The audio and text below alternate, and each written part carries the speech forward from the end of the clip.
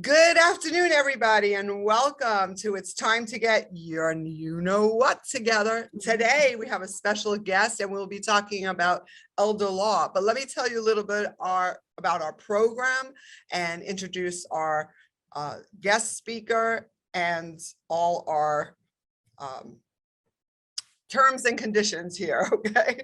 So I'm Bianca Moreras. I'll be your host and moderator, and we are going to talk about everything in this program every month on the third Friday of every month that has to do with estate planning, probate administration, and everything in between. And we're so excited today to have our guest speaker, and she's amazing. A little housekeeping, please stay on mute while you're on the program. If you have a question, please put it in the chat.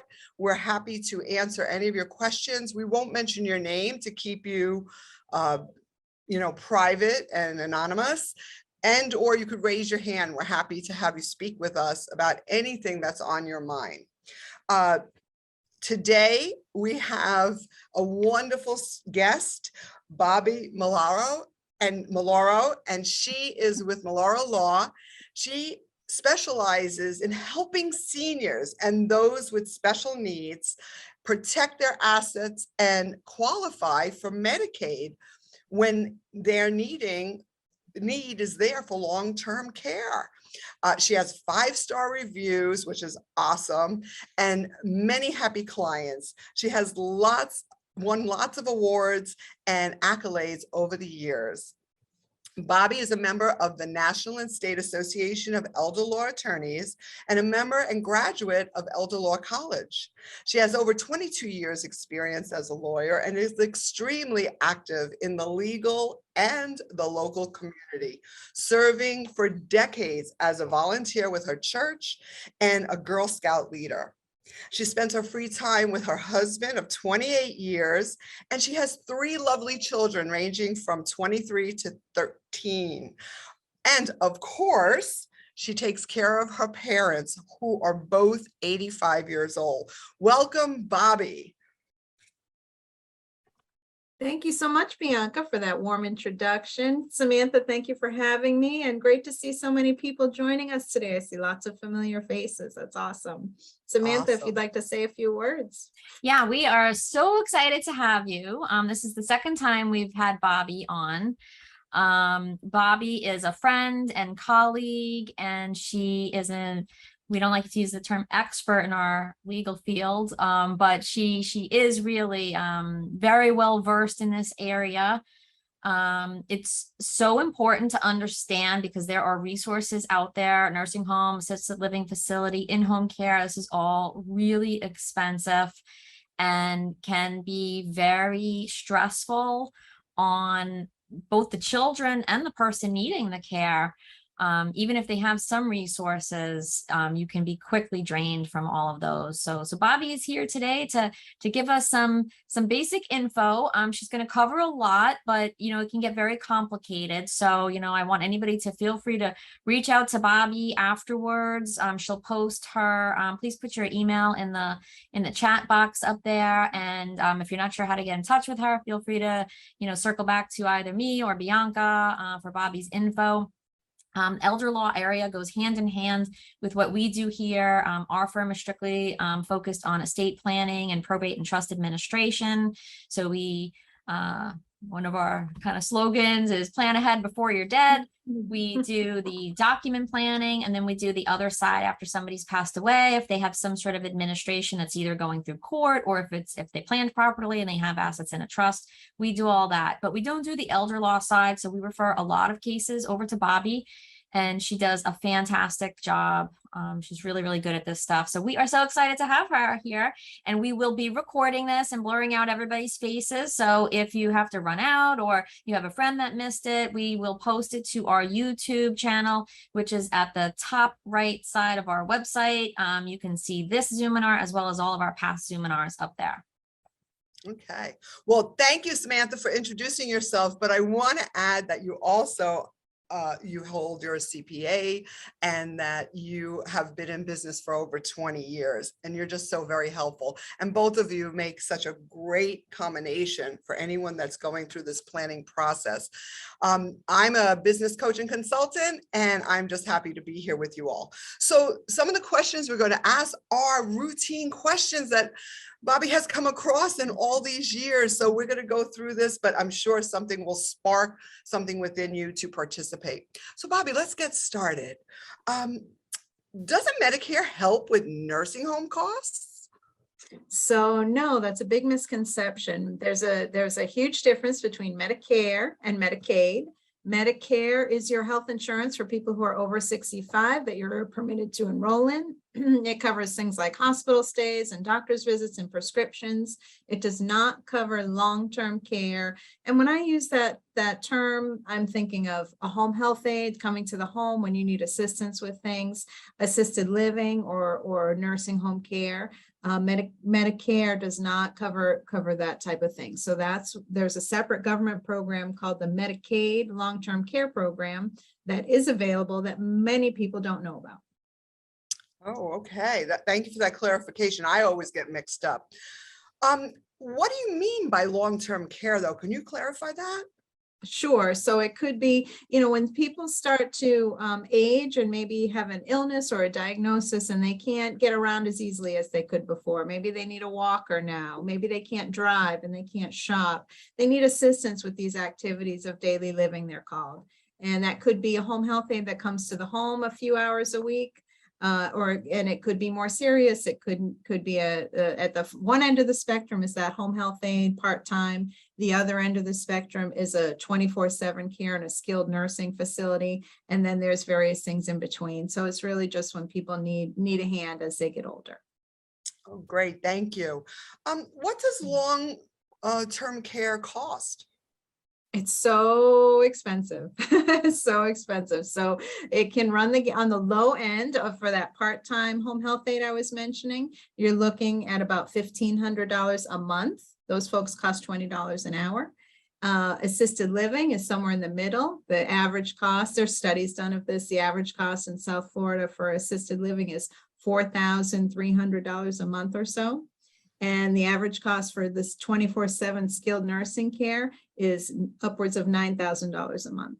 So it's very expensive. And if you don't have a plan in place and you start to need this care and you're gonna write that check every month, you're gonna run out of money very, very quickly. Oh my gosh. So isn't there any government assistance available? So that's the Medicaid long-term care program and that many people don't know about it, or they know about it and they don't think they can qualify.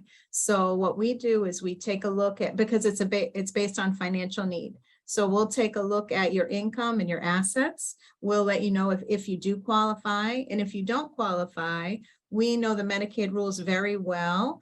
And there are several tools that we can use to help you qualify sooner rather than later. What the government wants you to do is spend every last dime and then apply. But we don't think that is fair or right. And we help you get eligible a little sooner so that you have a little bit of funds set aside for those emergency situations. Oh, wow. So are you saying like if my mom or dad has too much money, I can't apply for this? If you see me, you can. if many people think that they can't apply because they have too much money, that's not the case. Oh gosh, that is really good. That tip alone is good to know. Thank you so much. All right, so do I have to wait until I have Medicare coverage to move a mom or dad or even myself, I guess, to a nursing home? So you're mixing up Medicare and Medicaid, Bianca. We talked about gosh. that. So Medicare, we're not talking about that today, but Medicaid. So it depends. The best time, if we're talking about an assisted living setting, the best time to apply for Medicaid is before you move in. Yes. If you're talking about a nursing home, you wait until you move in. So it really varies depending on the setting. But we go through that. We go through that all in our analysis. Yeah. Oh, great. Okay. Yeah. You see, I'm already mixing them up, and it's because I'm just getting there. Is that called going senile? I mean, I don't It's know. a Like, sign one. You'll I'm be in getting my to the office soon, age. I think. We all have to be careful. All right. I heard that Medicaid can take my parents home. Is that true? No, not at all. Not if you plan properly. So a homestead is exempt. It's not counted as an asset for Medicaid purposes. But you also you want to do your planning ahead of time. You want to see Samantha and make sure that your homestead is protected properly. If you're the only owner on that homestead and you pass away and it has to go through probate, you've got problems. So you want to make sure you do your planning ahead of time. So long as your homestead does not go through probate, there's not going to be a Medicaid lien issue at the end of life. Okay, well, that's good to know. But I heard that there's like a 5-year look back period. Is that true? So sometimes Google can be a blessing and a curse. People do lots of research on their own, and there's a lot of misinformation out there. Medicaid has a rule that you can't give your money away to qualify. Okay, we qualify people using approved strategies. Gifting is not an approved strategy, so you can't just give your money to your kids and then apply for Medicaid and say you don't have any money.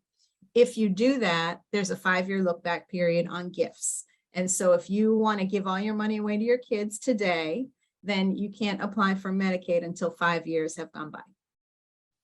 Okay, well, I guess that's a form of planning, but they should come to you first, Bobbi.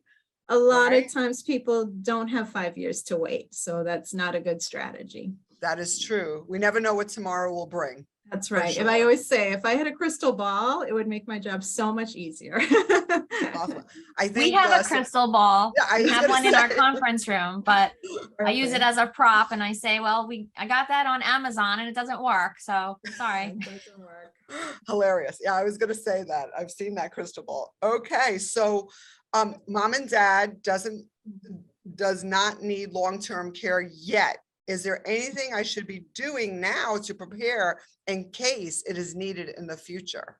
Sure, there's lots of things we can do to prepare. One was an example of the homestead. Do your estate planning. Make sure that you're not setting up a probate situation for later in life when you pass away. And it's always better to plan ahead than when you're in a crisis situation. Sometimes people will come in and they're by this time hemorrhaging $10,000 a month. Their mom or dad is in a nursing home, and it's too late to do some planning.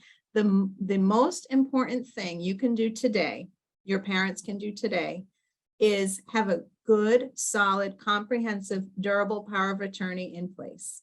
This is the most important document we use for Medicaid planning, because your parent, by the time they need Medicaid, your parent might be ill. They might lack capacity. They might not be able to sign documents. They might not be able to make their own decisions. If they don't have a durable power of attorney in place before that happens, there's not much we can do to help them.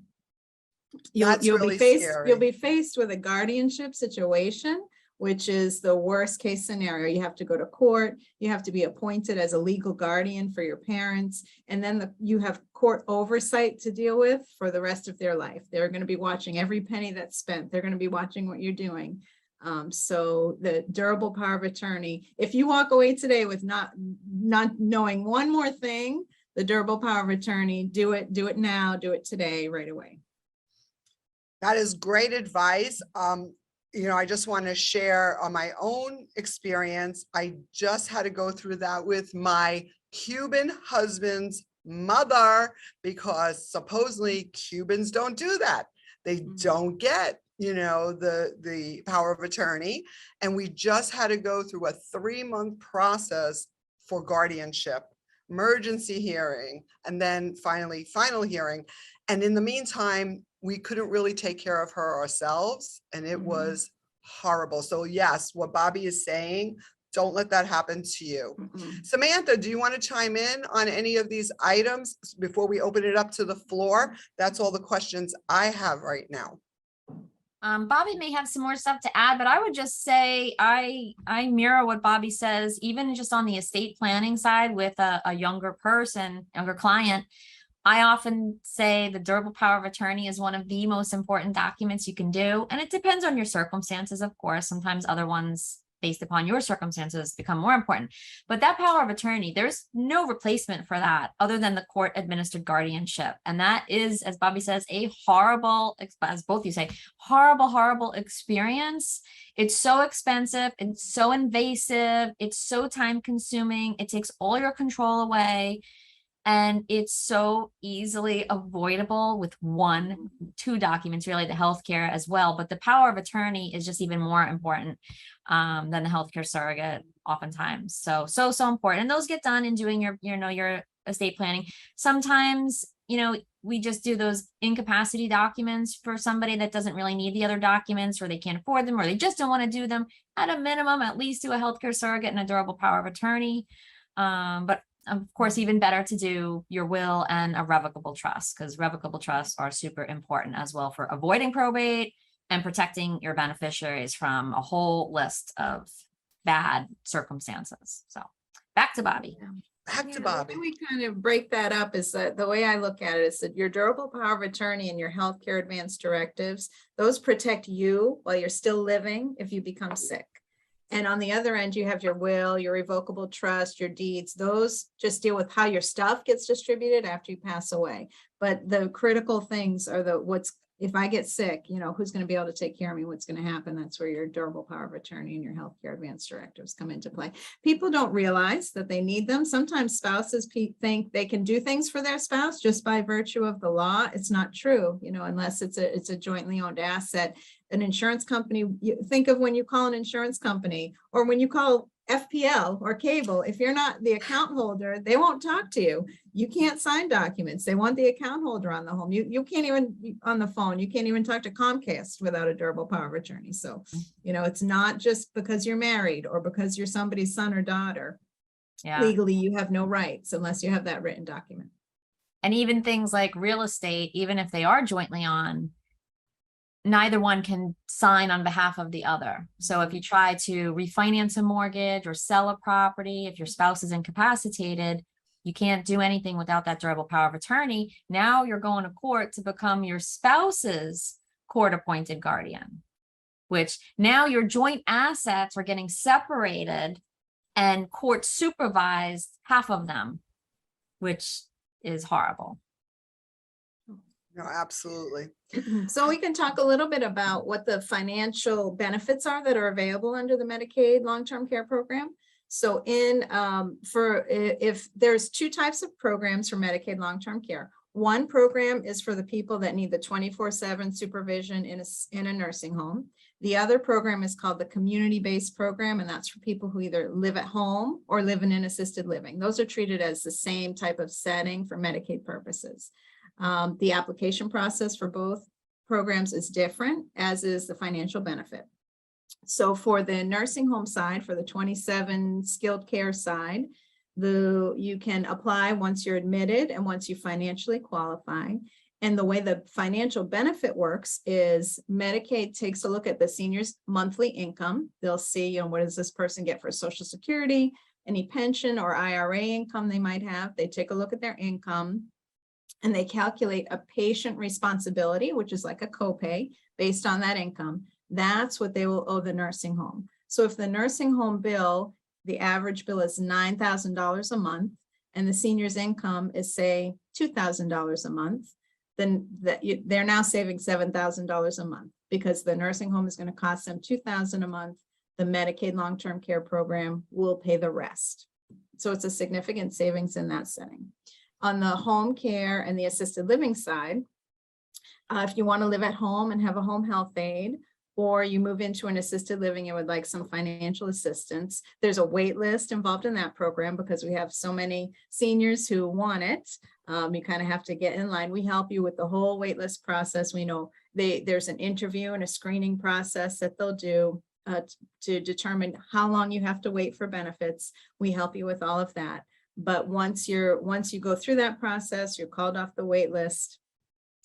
They will, if you want to live at home and have an aide, they will assess you to see how many hours of care you might need per week.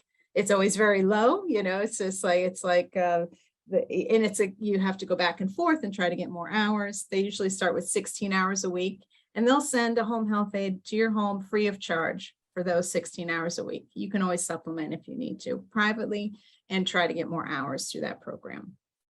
In the assisted living context, Medicaid pays a stipend, a monthly stipend of about, it varies depending on the facility and the Medicaid plan you're in, approximately $1,500 a month. So it reduces your bill at the assisted living by $1,500 a month. If the assisted living costs $3,000 a month, you'll save half through the Medicaid long-term care program. And so you don't want to wait until the very last minute with those two programs because of that wait list that's involved. It will take some time to get the benefits. So you want to start sooner rather than later. I have a question. Wow, that's great. Can you apply for those benefits before you're in the assisted living facility? Yes, and you should. Actually, it's because the screening involves two phases. How much care does this person need? And how much care does this person get? If you're in an assisted living, you're getting care. You're not in an emergency situation, so you're going to be very low on the wait list. Much better to apply while you're still living at home. If somebody that lives home alone is going to get the highest ranking on the wait list, so much better to apply before you move into an assisted living. Good to know. Well, you know, Bobbi, like with the situation my husband went through, it happened suddenly. You know, something occurred that made the situation terrible, and it was a matter of hours. Is there anything you can do at that point? Does that make it more of an emergency if they know to get in touch with someone like yourself? So that happens a lot. You know, somebody's in perfectly good health and unexpectedly they take a fall. They fracture a hip. They have a stroke. And so, you don't have notice of those things. Again, we don't have that crystal ball that helps us. So there is still help available. And so, my advice is just to, kind of plan ahead for the unexpected uncertainties of life and get your ducks in a row now. But when you are in a crisis situation, just know to reach out for help, because there is still ways that we can help. All right. Well, we'd like to take a moment to open this up to the floor. If you do not want to raise your hand, you could put a question in the chat. I'll be happy to read it. Or if you'd like to raise your hand or just unmute yourself, we'll be happy to take your questions. You now have two attorneys sitting in this Zoom room. You cannot get better advice more quickly. Do not be shy. This is your opportunity. So come on down. Hi, how are you, Bobbi? Good, doing well.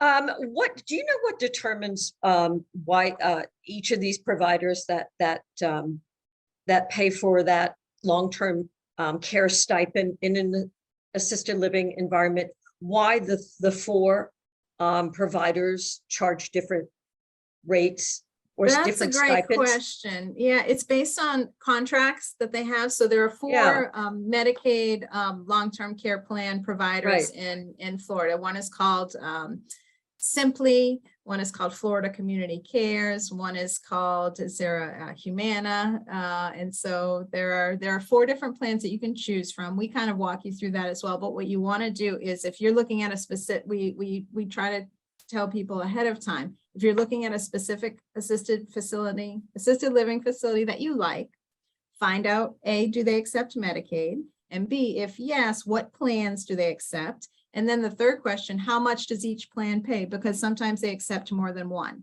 If they only accept one, you have to pick that plan, and whatever it pays, it pays. But if they take two or three, which many assisted livings do, you can find out which each pays. And one might pay $1,500, one might pay $1,550, one might pay $1,575. Pick the highest paying plan. Right. I'm not sure how they come up with that figure, except that it's a contracted rate between the plan and the assisted living. Generally speaking, what are the asset and the income limits to qualify? So the income limit currently, it goes up every year. There's usually a little cost of living adjustment. Right now it's $2,523 a month.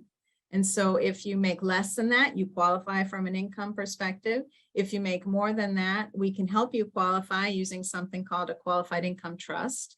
And the asset limit is ridiculously low. It has been the same for as long as I can remember, and it's $2,000. You have more than $2,000 in the bank, you do not qualify unless you properly shelter those funds within the Medicaid rules, and we can help you with that. But so it's 2,000 in assets, and some assets don't count, like your homestead. One vehicle doesn't count. IRAs do not count. They don't count as an asset as long as you're taking your monthly RMD from them. Then it counts towards that income cap instead of as an asset. So we go through, this is why we kind of ask, okay, we go through all of your income, all the different assets. We decide which ones are countable, which aren't. And for those that are countable, let you know your options as to how you can shelter the funds in a Medicaid compliant way and be eligible. Awesome. Rafi, you have your hand up. Yeah, hi there. Thank you again for putting this together. I have a quick question. If we have our mother who is receiving Humana long-term care on the Medicaid program, the waiver program, and she's already received a substantial amount of hours since she requires 24-hour care. We went ahead and we filed a request to go ahead and get her additional services, additional hours for day services, because we have nighttime services through Humana. And it was recently denied, and we went ahead and we appealed it, and then it was denied again. And now we're left with no option but by switching mom from the community base to the nursing home. But we're finding that there's a wait list for the nursing homes, and that we can't find a facility that would meet her needs as well. Is there any emergency assistance or direction as to where to go, since we are unable to find any aides who would be not asking for the moon right now to be able to afford it? I'm sorry about your situation, Rafi. It's very common. The home care, it does max out at a certain point. It's very hard to get those additional hours that you need. So oftentimes when somebody needs round the clock care, the only affordable option is a nursing home, because otherwise you're paying a $20 an hour for, 7 days a week, 24 hours a day, and it's exorbitantly expensive. You're looking at the same cost, but you don't get the same benefit from a Medicaid perspective. So there's no wait list for nursing home benefits. What you might be thinking of is bed availability, right? Correct. Correct. As soon as you find a nursing home that meets your needs and would be suitable, and you can move your parent in, you can apply for Medicaid right away, and it will start that month that you apply. So the challenge is finding a facility that has a bed available. A lot of times there's wait lists that you can get on for each facility, so that you'll get a call when a bed becomes available. Availability changes by the day, so don't give up. And there are social workers that can help you, because it's very difficult to find a facility. Unless you have, it's a full-time job, touring, calling, trying to find the right one, waiting for a bed to open up. There are social workers that can help you with that. They know the facilities very well. They might have relationships with the facilities, and they can, kind of find a bed. That's what it comes down to, find a bed. Right, because that's what we're finding right now, that we're unable to find any beds available, or let alone one that would not expose her to COVID, since we've been able to keep her safe and protected for that whole time. But we're just finding with this exuberant amount of cost for aides, we can't do that. So I know you mentioned the monthly stipend. Is that something that we can get assistance right now while we're waiting for a bed, or? So the stipend applies for assisted living. It's home care. They approve that number of hours, and they send the aide for the approved number of hours. That's it for home care. If they're in assisted living, there's the stipend. Got it. Okay. So since she qualifies for total care, assistance is out, and it's only the nursing home is the option, or staying at a home. Is there a social worker I'd be able to speak to kind of, because again, we've been told, and I don't know if this is accurate, that if we admit her into a hospital, that they would be able to find her into a nursing home much quicker, because they get more money from the hospital. I don't know about the money side, but that's the typical scenario that I see. somebody has a fall, a stroke, they go to the hospital, and then they can't go back home. So the hospital will help you find a skilled nursing facility, a nursing home, and they'll discharge the person directly to the nursing home. And then you can apply for Medicaid from there. That's a very common scenario. I don't know about the, I don't think there's really no legally, there's no compensation that somebody can get for discharging someone to a nursing home. So I don't think it's a monetary thing. I just think it's based on relationships. The hospitals have a full-time social worker that works there that helps you find a placement. Got it. So is there a number for social workers I can reach out to go ahead and get assistance as to where to go and what to do? 'Cause I feel like we're just keep hitting roadblocks of. Yeah, I I put my Yeah. email and my phone number in the chat. You can reach out offline, and I'm happy to recommend some that I know. Great. I have one more quick question. Bobbi, do you help families where the person going into the home already financially qualifies for Medicaid, but the application process is daunting? Do you help families with that as well? I do, yes. We have a whole, kind of menu of services where you can pick and choose what you need help with. The Medicaid application process is not for the weak of heart. It is very complicated.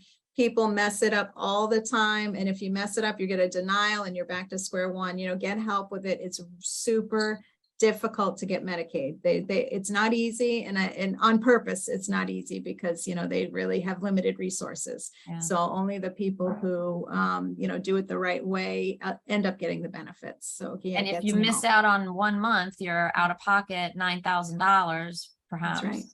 Yeah.